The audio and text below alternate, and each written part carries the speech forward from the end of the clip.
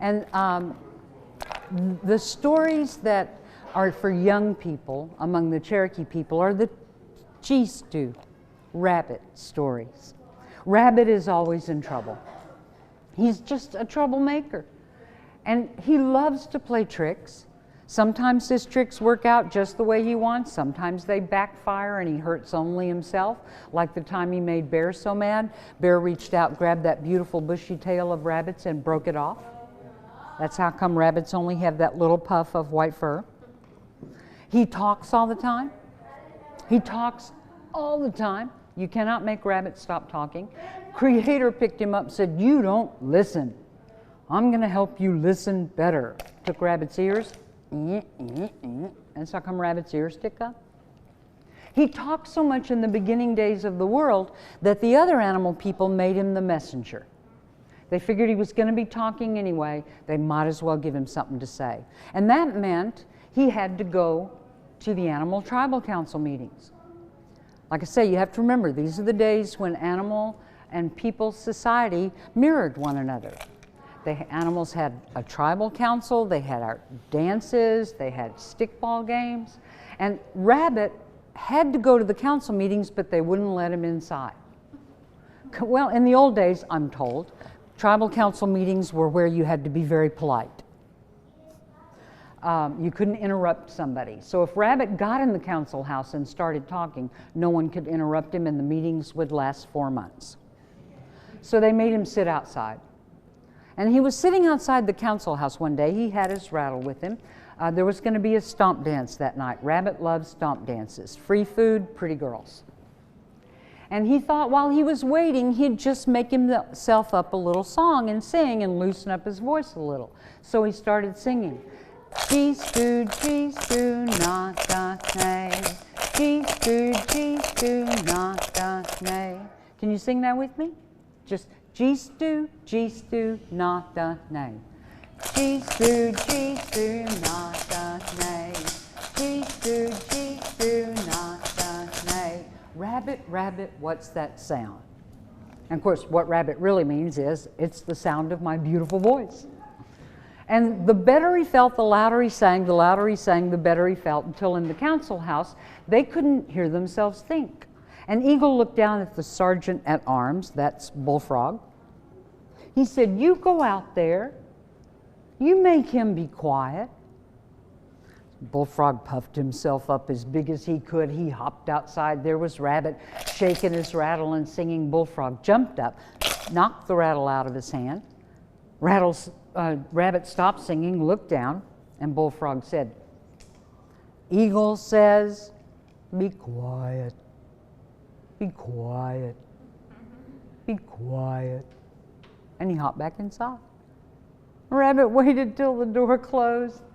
It's a cute little fella, picked up his rattle. Chistu, chistu, na-da-nay. Chistu, chistu, na-da-nay. Inside the council house, Eagle looked down at Bullfrog and said, "Oh yeah, good job. You showed him. I need somebody bigger than Bullfrog. Fox, you go out there. You make him be quiet." So Fox went outside.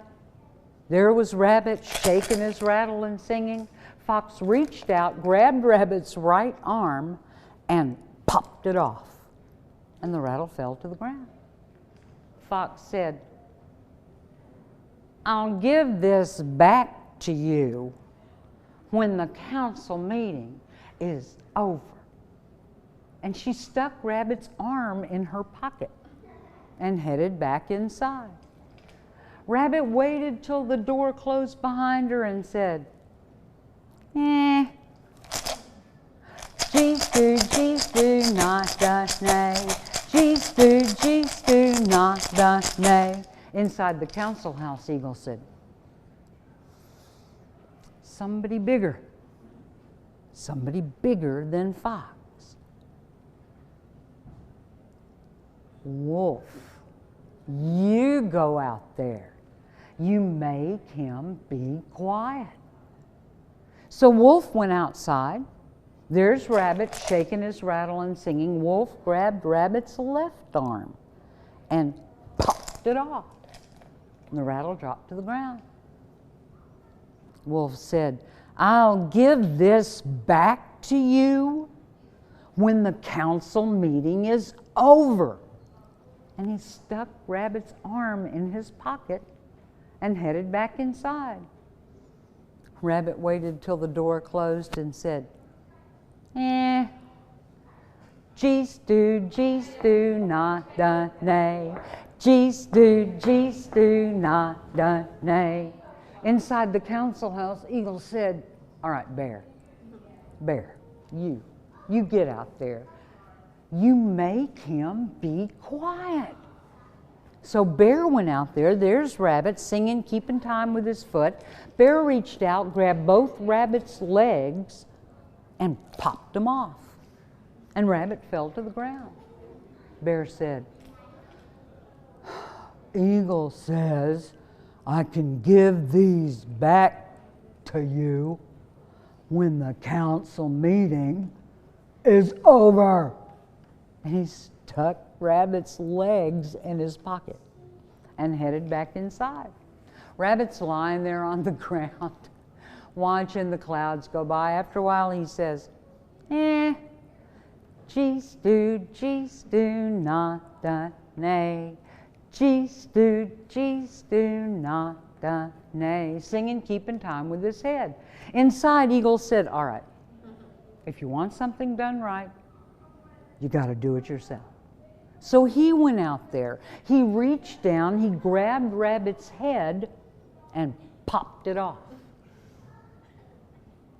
I'll give this back to you when the council meeting is over. And he stuck Rabbit's head in his pocket and headed back inside. But you know, the door had barely closed when they heard very faint, G-stew, not done, nay.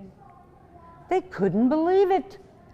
Everybody rushed outside. They gathered around that gray, furry, jelly bean-shaped looking thing lying on the ground.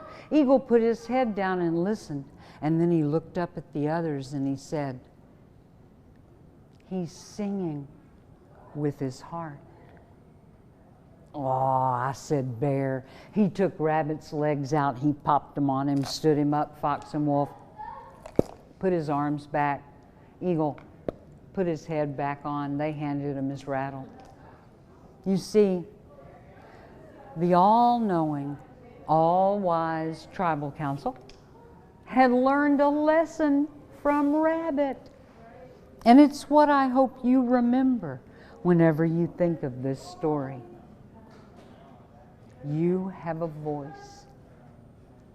If your voice speaks the truth, sings the truth, or dances the truth, you have a voice. Lend your voice only to the truth. Let it come from your heart. And they can take you apart one piece at a time, but they will never silence your voice.